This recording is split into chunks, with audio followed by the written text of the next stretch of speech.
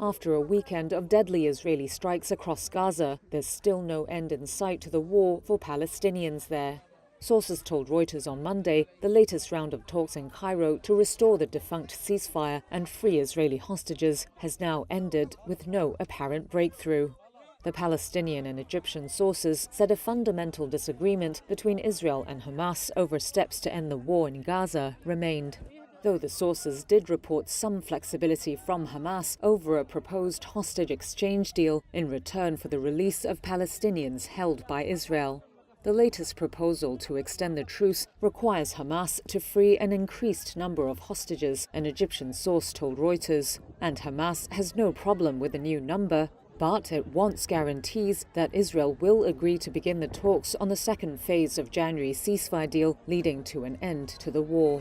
Israel resumed its military assault on March 18th after a 2-month pause, during which 38 hostages were returned in exchange for hundreds of Palestinian prisoners and detainees.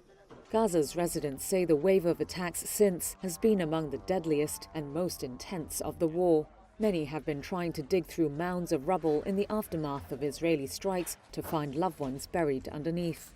With no equipment available, they're left to use basic tools or even their bare hands.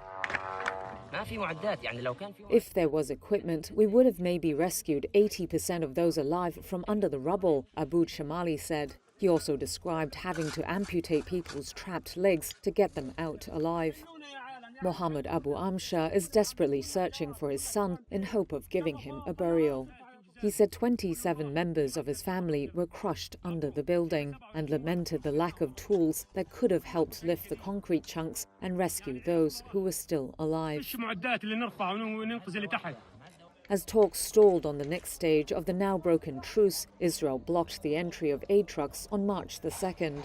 No new humanitarian supplies have since entered the Palestinian enclave.